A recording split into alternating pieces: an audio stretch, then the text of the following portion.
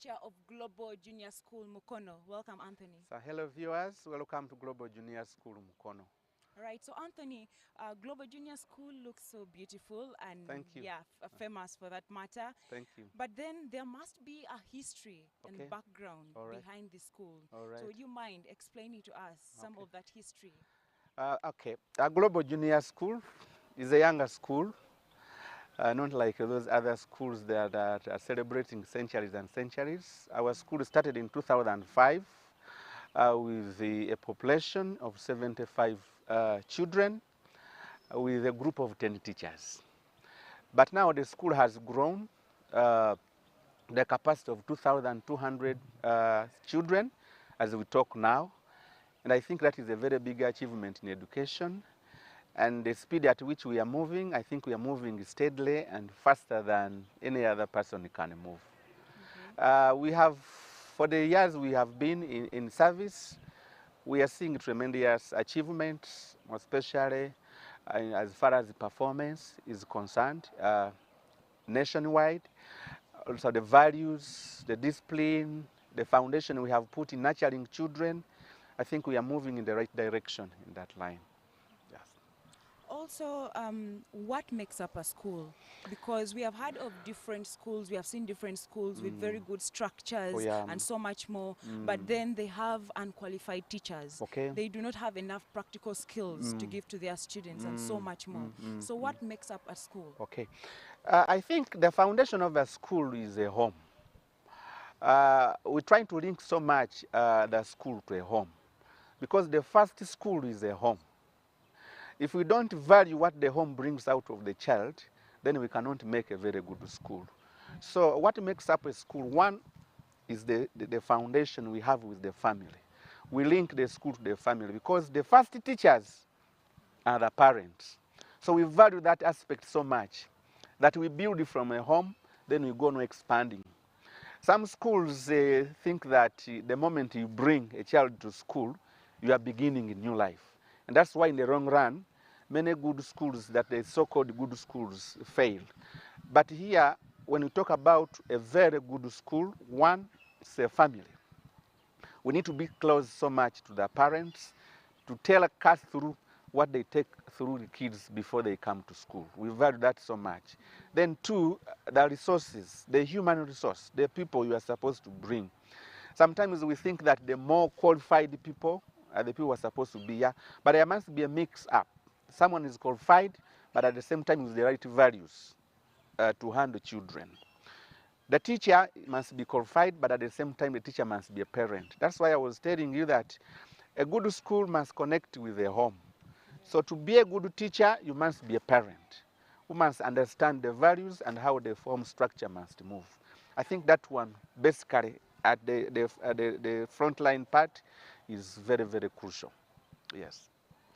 Right, so speaking about parents being like teachers and teachers being like parents, now that brings me to the next question. In most cases, we look at the qualification of Yes. teachers when we're employing them. Yes, with the academic qualification is very important, but then there is also practical skills. Because if you're going to give them academic skills and so much more, they Yes. also need some of the practical skills Yeah. to go along Okay. with what you're teaching them in class. So as a school or as a head teacher, do you look at this as a requirement when Okay. employing some of these teachers? Okay. Thank you so much. That is a very good question, and that's where most of us fail to understand the value of education. When you are building education, you must build on from the parents' perspective. We have a very, very diverging perception about education between teachers and the parents. Most of the parents think that bringing his or her kid to school, it's all about scoring higher grades. But that one does not bring out what we call sustainable education. Sustainable education embeds with a number of factors that are very crucial before you come to the grades. I've had people celebrating with the fours. But the fours are not going to be very vital into the child's life if there are some other aspects that you have not put into consideration.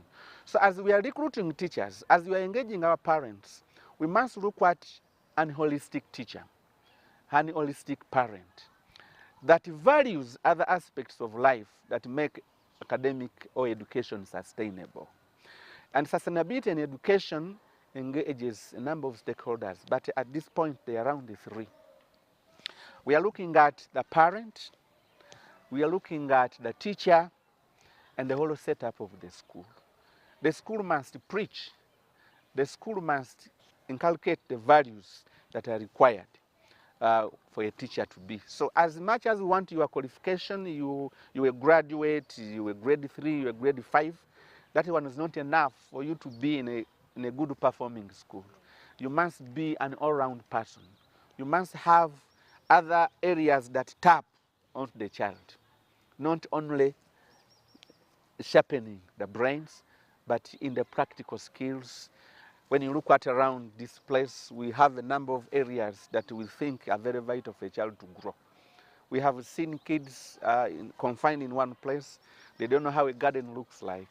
They don't know how carpentry is supposed to be. They don't know how animal husbandry is supposed to be. So for education to be sustainable, you must have a number of practical skills, a number of values, a number of other elements. Then you supplement it with academic excellence. Yeah. Okay. Also continuing with that conversation, the government has always emphasized that schools provide practical skills to students, like hands-on skills. Like you've talked about carpentry, animal husbandry, and so much more. How are you putting this into practice? Are the students learning all these things, the tailoring, so much more? Unfortunately, we don't have a system like a well-developed academic curriculum that we have at the primary level. We are talking about practical skills that are very, very important, but we must have a structure from infancy, from nursery, kindergarten, primary, then secondary. When you look at our structure, practical vocational education is mainly starting from secondary. That is, they have a well-laid curriculum from secondary level. So as schools, most especially primary, we need to revise means on how we are supposed to link up.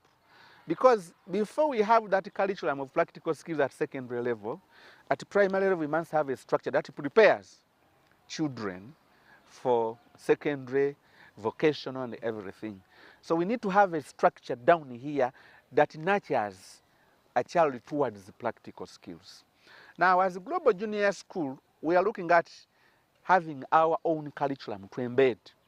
It is not a national-oriented curriculum, but we are looking at where the world is going and which kind of education it requires of a kid.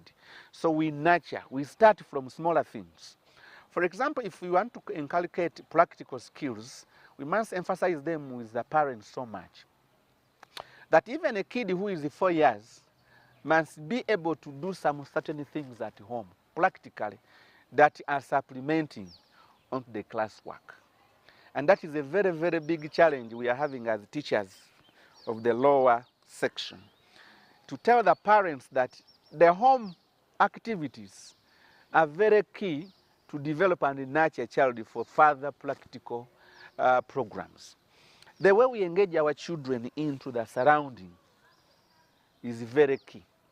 The child must know that as I go to class and I come back, I must look after the family, I must look at the farm, I must go in the garden, I must do certain things. What does that one mean? It will create a link between the practical activities and education. And that is a very big challenge to us young educators. When I talk about young educators, we are educating young children and in line with the practical approaches. So for us, one, we're engaging our parents. How do we engage our parents? We engage our parents by giving these kids activities, home activities. We have so many kids in day school. So we give activities for kids to go and do with their parents at home. They come back the following day, they report. We tell them, go home. When you go home, I want you to go in your garden, have your small garden, put something down. When we tell them go home, I want you to be cutting these materials. That's where carpentry begins from. Cut these materials. What is the importance of those materials? We connect them to education we have. That's how we build practical skills. But the biggest challenge we are having is the mindset of the parents. We don't have a very good connecting element that makes parents believe that these hands-on activities at home are very important. They take children, they want children to go with homework every day that they are keeping their children busy. Homework does not help kids to become very practical children. So homework can be home activities. And that's the homework we are giving children, not filling in. The homework, go and do this. Help mommy do this. Do this. From there, come and report. That is what we are trying to do to build on the practical skills amongst our children. All right, so you talked about a curriculum, making a curriculum of your own, not at national level. What is this curriculum going to consist of? What do you plan on putting in this curriculum? We have, actually, the government has a curriculum that aims at vocationalizing education. But it has a stage where it begins from. And we have not looked at having it coming down from the ground. So what we normally do, we have activities like CAPE, PAPE, you know, but they are not so much implemented in schools. And yet, those are the key elements that are going to help to build the confidence and the belief in the practical skills of our kids. So when you look at the CAPEs we have in the thematic and everything, those thematic curriculums, for us we are adding in so many things. I want to give you a scenario, a school that is located on half acre of land. And you are encouraging to have CAPE. You get that? There are limitations to some of these activities for children to engage in. You have a school that is located on 50 by 100, and they have lessons to do with the CAPE or PAPE. Now, what do we do?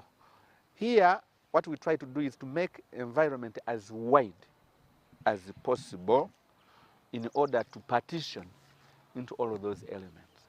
If we are talking about play, physical education, you must be having a field.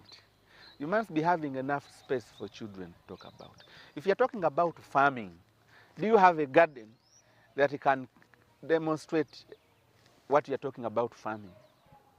Then what you are teaching is real.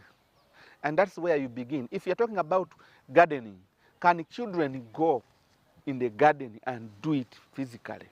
So for us, our curriculum is widening the environment to accommodate all of those elements. That is one way.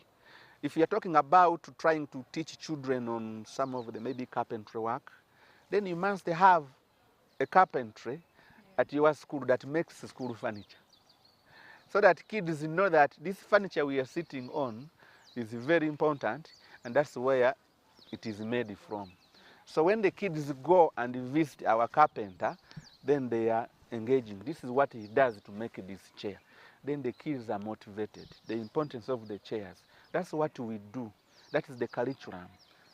Widening the environment and putting on some of those structures to help. Now, speaking about the environment, how conducive is this environment for the academic excellence of the students in terms of the infrastructure, the location, and yeah, thank you. This environment is very, very important and strategic. When we are setting up this school, there are certain elements, but one of the major elements we are looking at is the environment. One, what is on this environment? The environment must be spacious enough for kids' activities. The environments must be out of the obstruction of the other environments. The learning environments must be purely condensed. You don't have other obstructions. That's why when you look at Global Junior School, we are a bit isolated from the environment, the pollution. So when the kids are in school, they are really in a school environment. That is one. Two, it is big enough. For last year, we are on around 18 acres of land. And what is on the school here are the structures, the farm, the factories. For us here, we make our food. We grow our maize, that is a farm. Okay. We grow our maize, we grow our food, everything is on the farm. Kids can exploit every aspect of a good school. So I think the most important aspect when we are helping kids become out holistically, the environments must be well thought of. Must have a variety of activities that can make education holistic. And that's what we are boosting around with. Right, that's amazing. Mm. That is really amazing. Having your own farm and producing your own food, that is like reducing We most of eat the costs food that you have. that has not been put in a refrigerator. Okay. We just Fresh go food. there, get cassava, we get potatoes. We don't have chips here. Okay. We have Irish. Eh? Yeah. Yeah.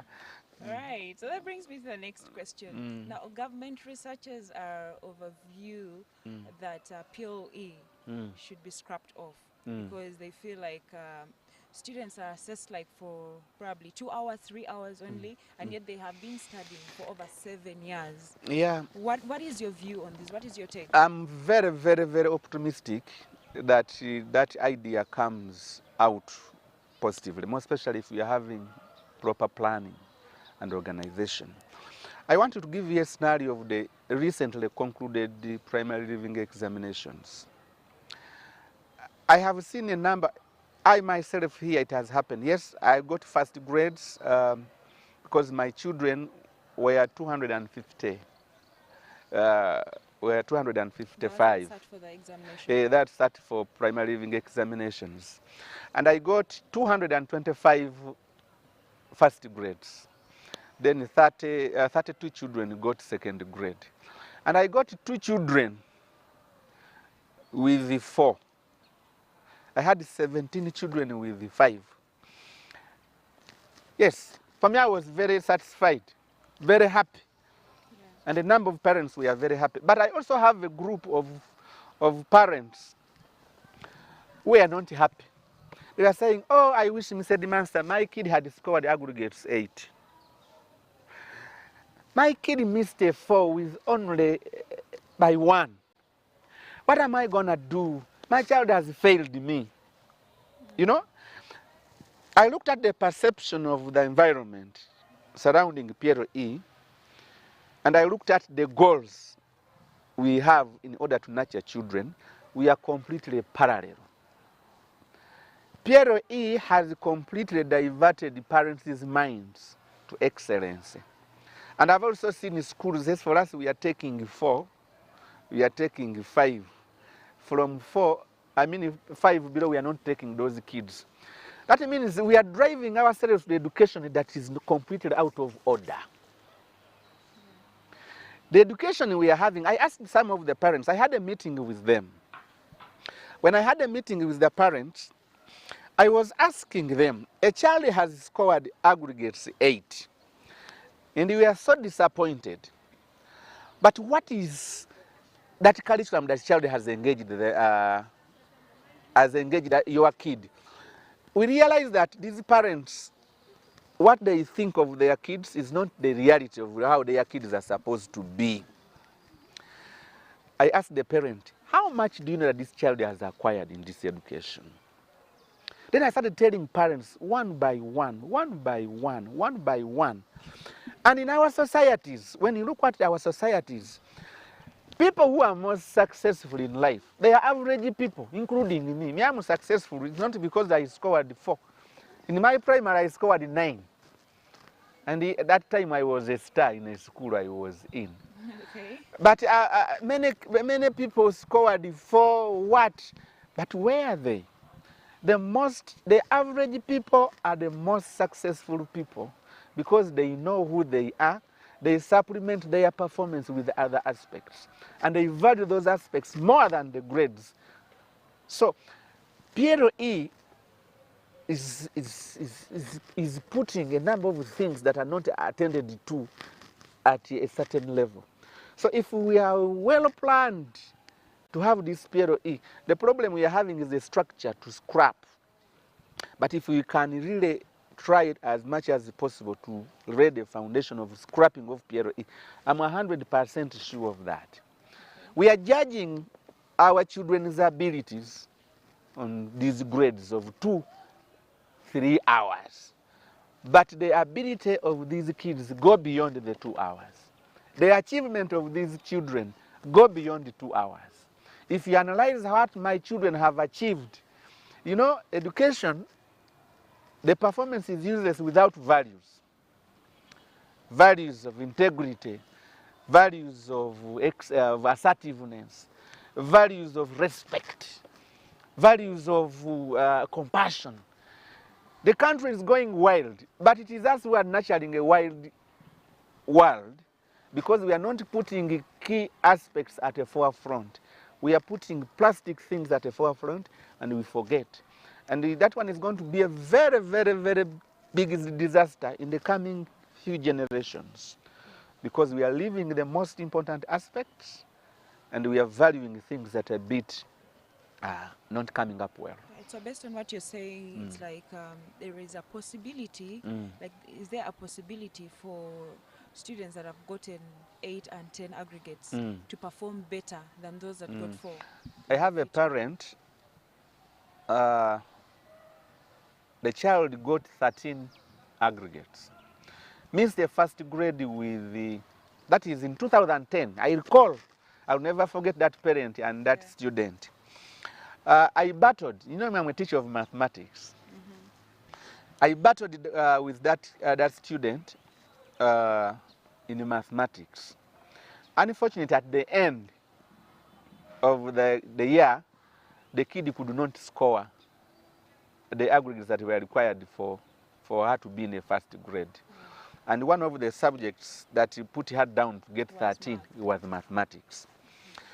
So, first of all, I talked to that student, the girl herself, after the results. Then the girl told me, Mr. Sentong, you have fought so much onto me on mathematics, but I'm sorry I have disappointed you. Then I told the girl, you don't know how much you have achieved in mathematics. This has been a paper that has come, and it has come the way it has come. But one thing I can assure you, you have a lot of mathematics in that head than this paper you did. And I'm assuring if you continue with that belief, you go to secondary, you're going to see the work of mathematics we have done together. That is the same thing I told the father. I told the father, I want to give hope that girl that she's going to perform. The girl went to secondary, but the math she got when I was with her propelled her to a level that at senior 4, she got a distinction 2 in mathematics. And when she went, actually that is not 2010, it was 2008. She went to HSC and took this combination called MEG. Math, economics, and geography. And she scored highly. But the parent, I've been a reference by the parent, everyone, that this man transformed. That man still has even his children here, even his grandchildren are here. But one thing you can remember that the failure at a certain point does not mean failure for life. Yeah. That you can fail here, but the foundation you've got can make you better. So the children who score 13, 15, 20 are not dull children. It is just because of that paper that disappointed them, but they are very strong people. Me, I have schools that give me testimonies about, for me, there's some schools, I don't want to mention them. There are some schools I just call, please, my child scored 12. They say, oh, Mr. Edmondson Global Junior School, bring your students, because I'm a reference there. Kids go with grades, but they come out excellent students. Even this year, I will give a testimony in Wood. Yeah, thank you. Okay, that is nice. That is good. Great work.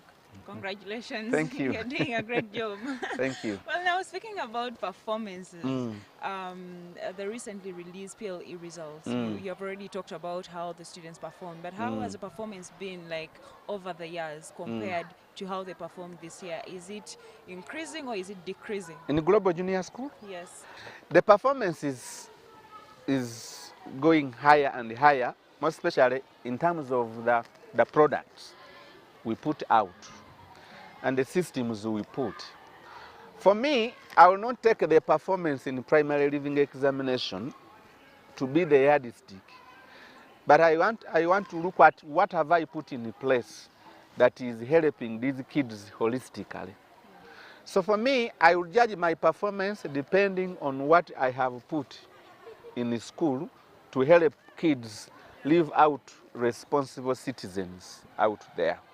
One of the aspects we think we are moving in so much is the aspect of engaging parents, connecting with the parents with the proper upbringing of kids. And I have seen that one a bit positive. Previously, I used to get results, but I was not seeing results on the ground. You are seeing results, children performing very well with grades, but the values with the kids, the discipline of the kids was lacking. So when I see the discipline of my children, when I see the discipline of the parents, we are moving that direction. We are connecting with the parents because connection is very key to performance. I'm seeing we are doing a very great job. If I send assignments for kids to do with the parents and they report to me, that is a very great achievement in performance. For me, I engage parents. Me, I'm always with meetings with the parents, but I'm seeing a very, very strong attitude of the parents towards education. They are seeing the value and the purpose of education. For me, I can look at that one. The performance is excelling. And then two, the quality I bring out, not in terms of 8, in terms of 4, but in terms of how the kids continuously perform, even when they leave Global Junior School. That means my education is sustainable. I don't want a education that your children have excelled today, but where they went, they are not performing well. You get that point?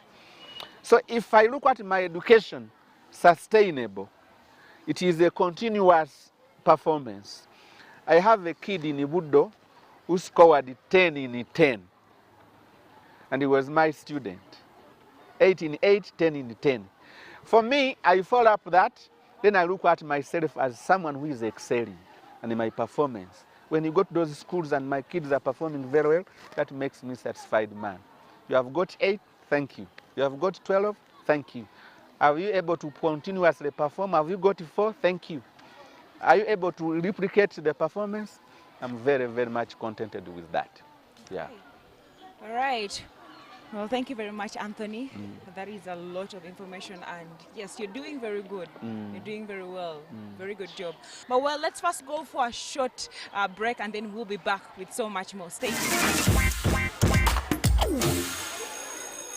Welcome back. So our conversation still continues with the head teacher, Global Junior School Mukono, and that is Anthony Sentongo. And yes, Anthony, Yes. there is so much we have discussed about. Okay. And there is so much that is interesting. Okay. Yes, but then there are so many schools in Uganda. There are 1,000 schools in this country. Now, what makes Global Junior School Mukono unique and different from all the schools? Why would I choose to bring my child to this school and not the others? Okay. Thank you so much. I have to boast so much about Global Junior School, but one of the major areas that I'm putting so much focused and at the forefront is the values. If you want your kids to have values, we have had the challenge of this COVID-19. The moral aspect amongst our children and other stakeholders, not only children, but the communities where they come from, the families where they come from, they have been a bit distorted. But here comes the school, Global Junior School. One of the key elements that you are going to be very proud of when you bring your child, we are so much value-oriented, values. We are working so much on the disciplines. If you want your child to be molded, to be settled in a school, it is Global Junior School. We don't compromise with values. Integrity, assertiveness, godliness, humility, those are at our fingertips. We preach today, we don't enforce, but we preach. A child just comes and fits. If your child is not fitting, you will just find himself or herself coming into that. That thing I'm so proud of, because the results I have got since COVID-19, they are so positive about that. 2, Global Junior School is the only the school where your child is almost a home away from home. So spacious. Kids can move freely. They have a lot of space to exploit. Whatever they will look at home, they will find it here. If you're talking about to play, they will play freely. They will move freely. So we shall not have kids who are having physical problems here, because when time comes for play, they have a lot of space to exploit. They are not confined. They feel completely free. Our oxygen is very fresh.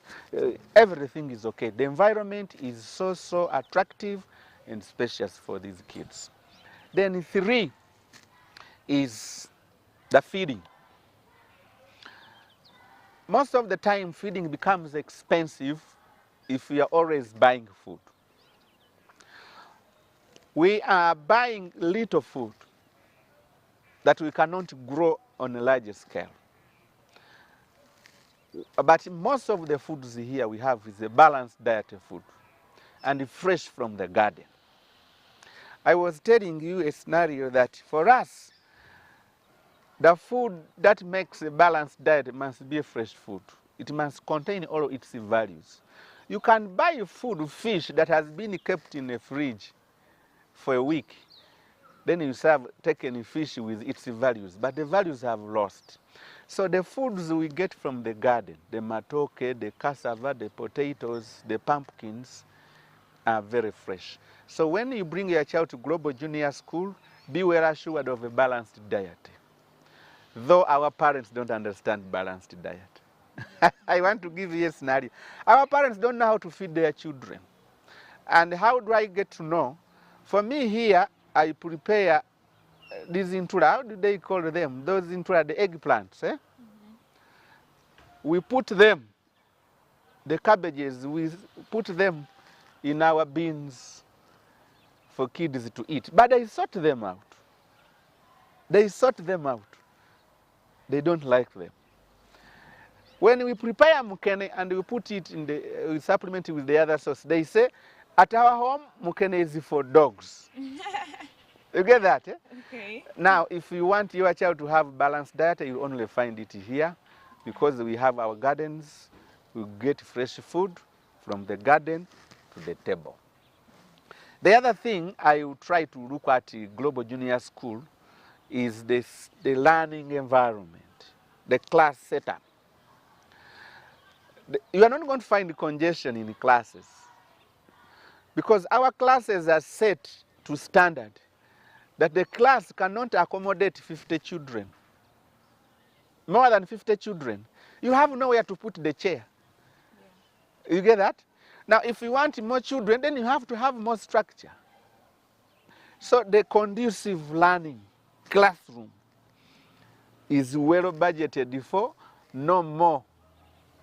So that one gives room for teacher. The teacher-pupil ratio is very okay. For me here, I have 2,200 children with 60 streams per class. Even the number of teachers go high. Some people think that you're having 2,000, then children are packed. I have 106 teachers, teaching staff alone, meaning that the classes can accommodate only that number that was set, no more. You cannot find them packed. So that one is also a very strong element. Global Junior School, about learning environment, sleeping environment, my dormitories. I hear people cry of triple deckers. If you talk about triple deckers, here it is no, whatever, we have never had. Because even the syringe, where will the triple deckers go? They will have no. So our sleeping environment, it is a home away from home. Okay.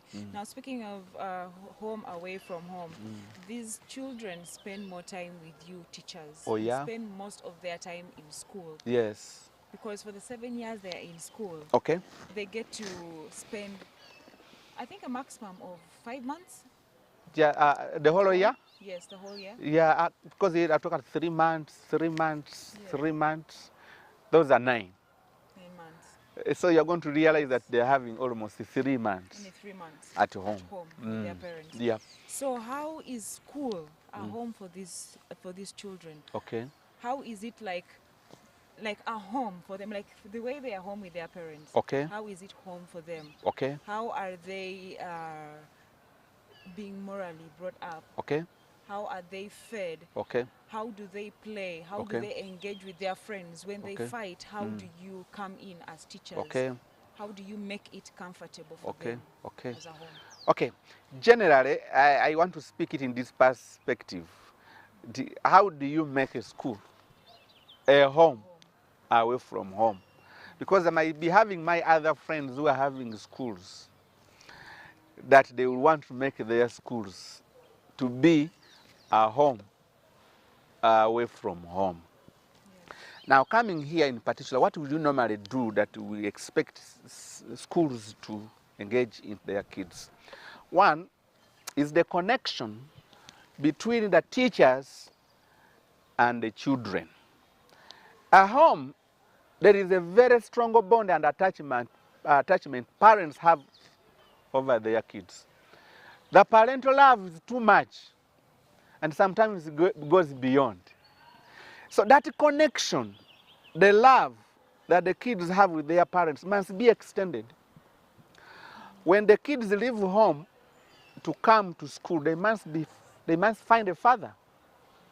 They also must find a mother. They must find an aunt, a grand, who is that very person who is at home. So the reception the kids get from their teachers is very key. And that one, we try to make it a home away from home. The way they are treated by their parents at home is exactly the way. I want to give that was 2021. When we are summarizing 2021, that COVID year, there is a kid who went home for holidays and escaped from home the day the kid was taken and came back to school. The parents looked for that kid. The kid spent a night on the way. Then the following day the kid reached here. And the girl told the askari, I want to talk to the head teacher. Then they called me. And I said, no, I'm not around, but let me first speak to the girl on phone. The girl told me, he said, Master, me, I don't want home. I just want to stay here at school. Then I said, now all of your friends have gone back home. They said, no, I can't stay in your home. So when I came to realize that there are some homes that are completely a problem to their children. And sometimes unknowingly, parents don't know.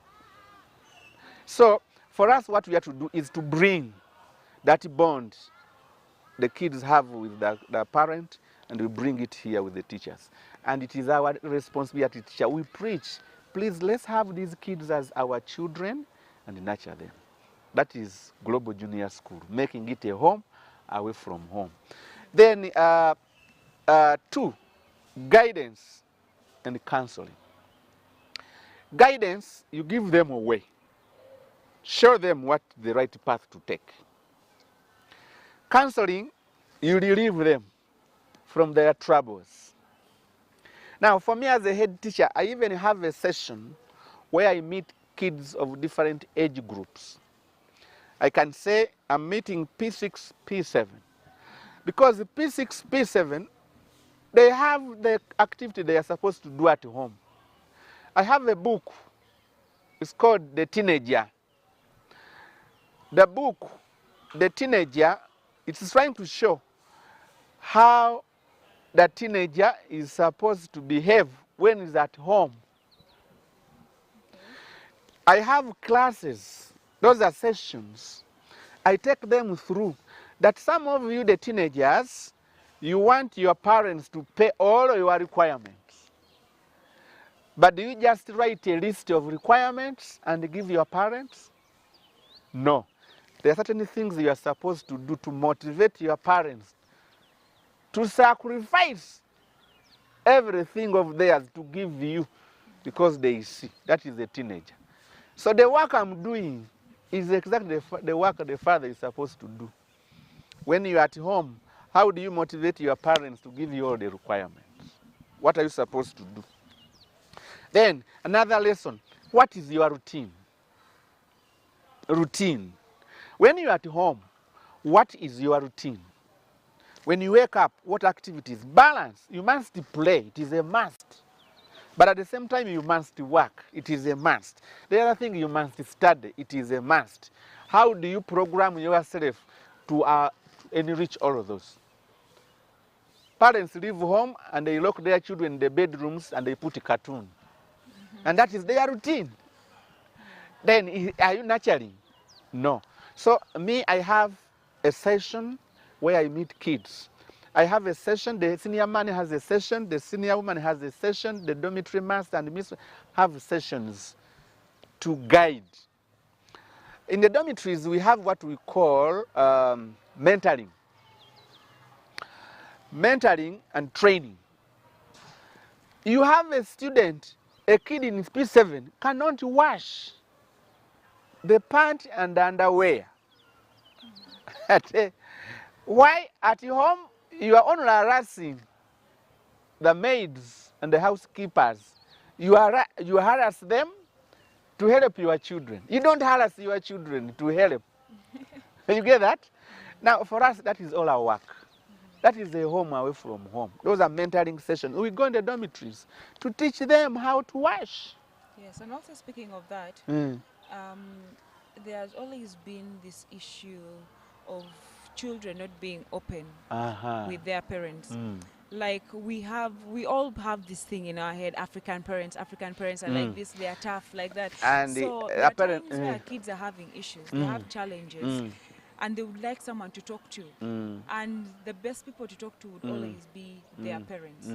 Tell them, Mommy, this and this is happening, maybe this boy is disturbing me, I have started my period, or I'm undergoing stress. Because sometimes you look at kids and we think they don't have stress, but they have things that are stressing them. Oh my God. That is why you are giving an example of a child who want to go back home. Probably because there's something that is not right at home. But the kid fears to tell their parents. Oh my because God. when you're trying to talk to your parent and tell them this and this is happening to me, they don't really listen to you, or they push you off, back at you or something. So that is something that most of our parents have.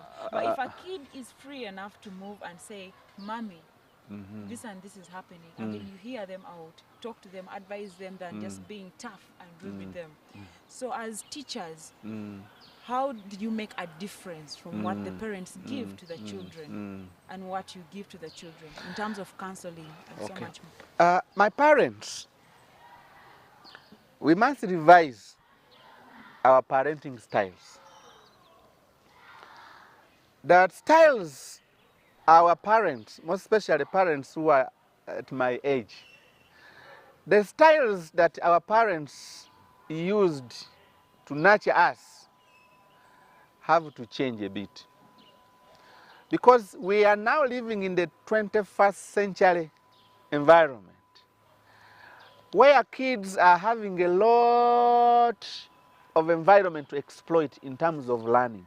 It has opened their intellectual well-being that kids can see things that they have not even been told by their parents. Therefore, it is the role of the parent to guide, to remove the bad environment, to stick to the good environment. But if we are not flexible with our style was see, listen to your parent and follow jealously. But not knowing that these kids have a lot of unanswered aspects because of the environment that is exploiting. On the internet, they are there. Phones, they are there. Laptops. So they have a mixed up information that it needs a parent to. They used to tell me when I was young that you remove your tooth, put it where the rat passes, you get money. Now you tell your child now that you remove your tooth, put it there, and the rat gives you money. The child will ask you, Mommy, where does the rat work? For you tell me you go and work and get the money to feed us. Where does that rat work? Then you start telling, now you see the rat steals. Mommy, why do you take money that has been stolen? And you told us we are not supposed to be thieves. Now from there you say, don't ask me stupid questions. Because you don't want questions. You must give room to listen, analyze, and guide. Parents who have routines that when your children see that the fathers come, they create way, you are dooming your family. The mother is a yes woman, you are dooming your family. Why? Kids no longer feel that environment. Here, the teachers must be flexible. The learning style, the teaching style here, we are now facilitators. We are not imposing knowledge onto them. We bring a task, kids think about the task, they give their view about the task, you guide and say, now leave this one and we go. The education becomes theirs. If home we don't have that style, you are finished. So that's what we are supposed to encourage our parents. And I have sessions with the parents. Like next week I have a session with parents who are joining Global Junior School to teach them how their homes should be. If you cannot bring a child for interviews in my office and your child, because he's 3 years, can climb on my table. That means you are not a good teacher at home. Yeah, so we are trying to create that environment. Guidance, counseling, nurturing, mentoring, those are all aspects we are having. Well, that's a good thing to know. Now, before we could say this is over, there is no institution of learning or school that runs on a silver platter. Yeah. So there must be challenges Yeah, that you're going through as a school. Yeah. What are some of those challenges? Challenges we are having, they are numerous, but I want to summarize and I give you around 3. Okay. And the major ones that we are facing are the diverging aims and objectives between the parents and the school.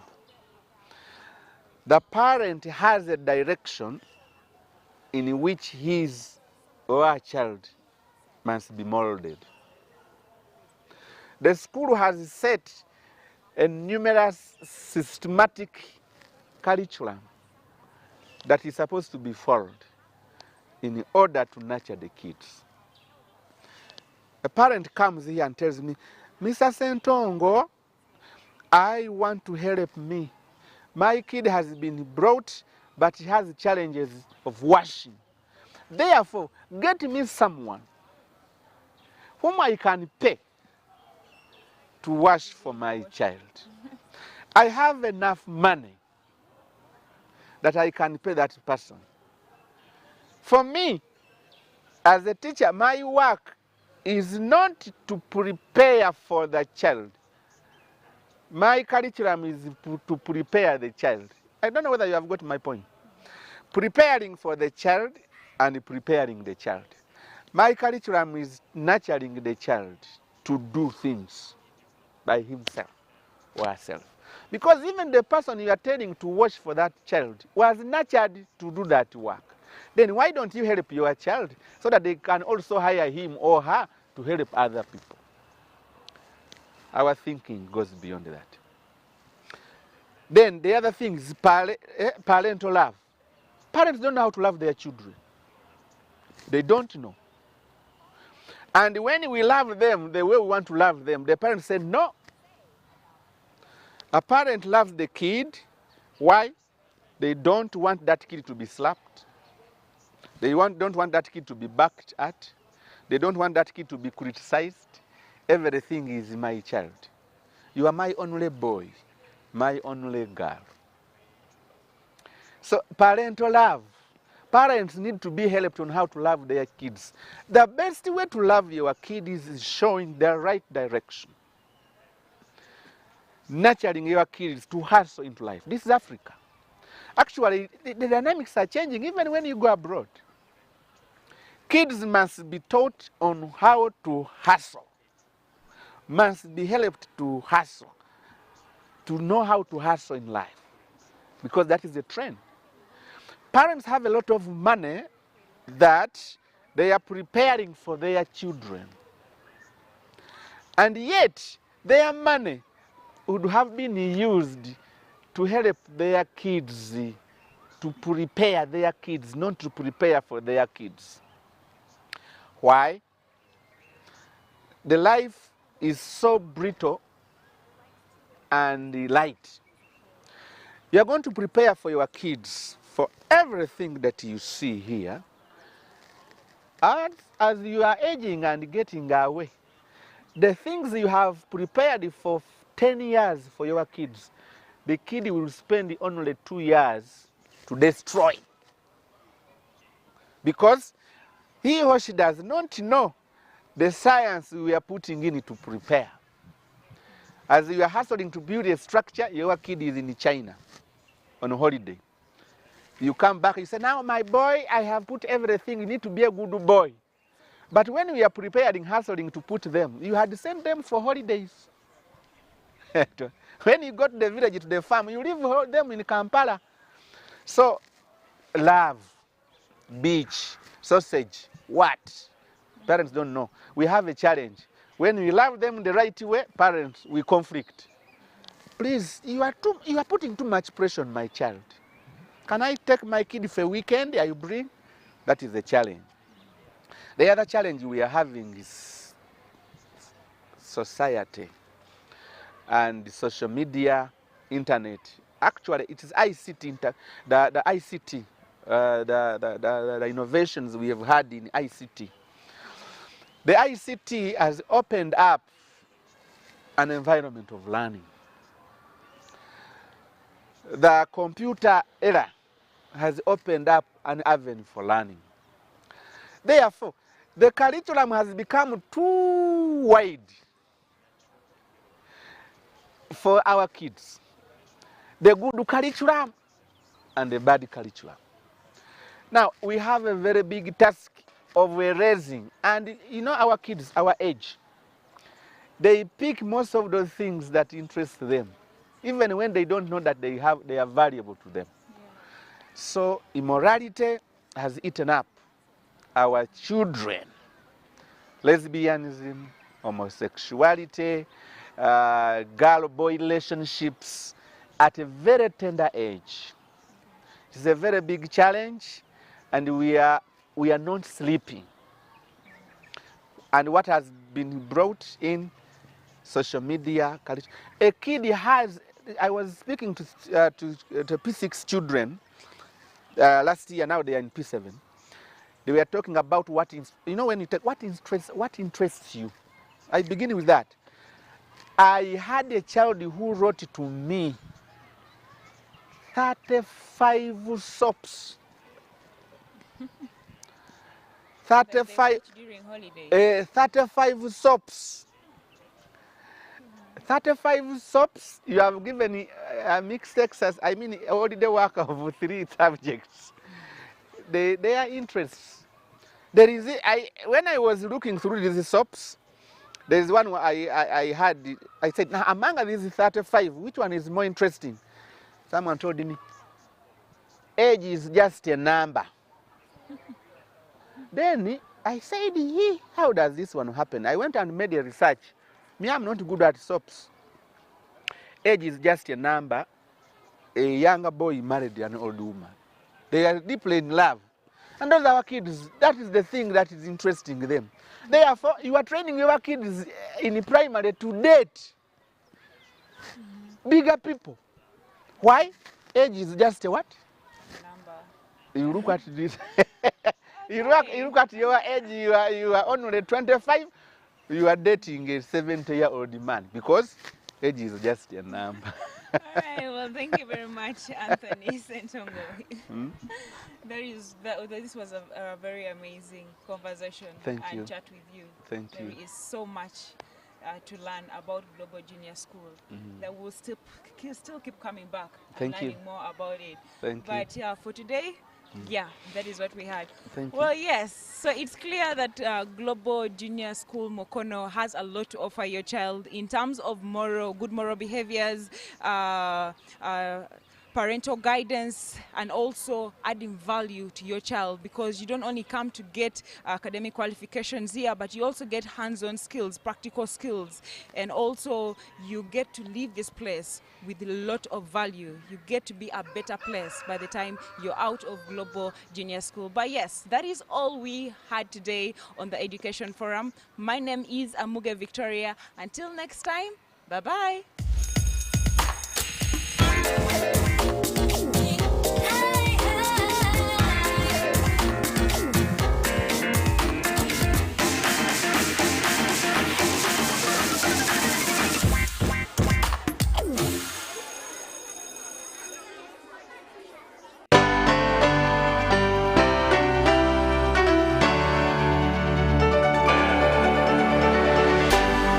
UBC, inspiring Uganda.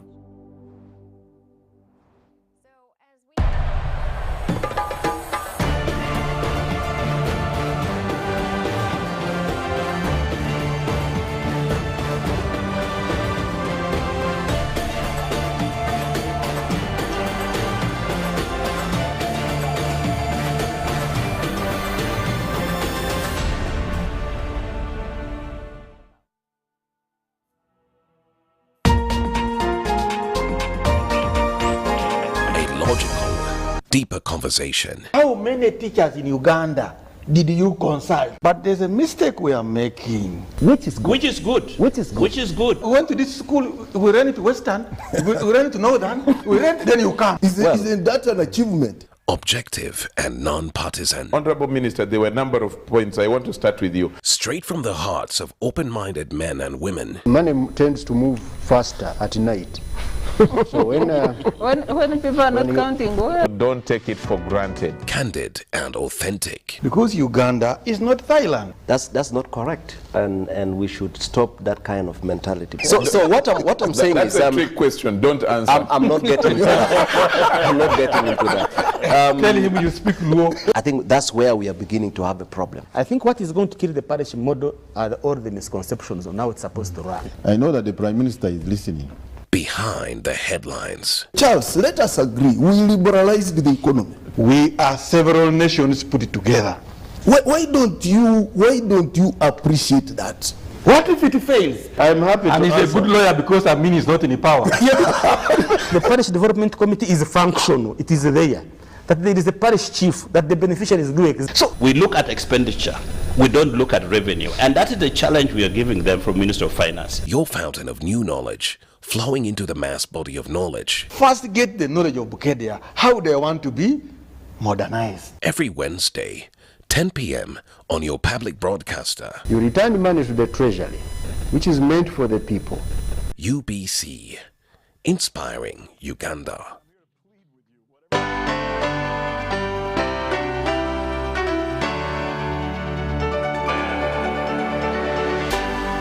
UBC, inspiring Uganda.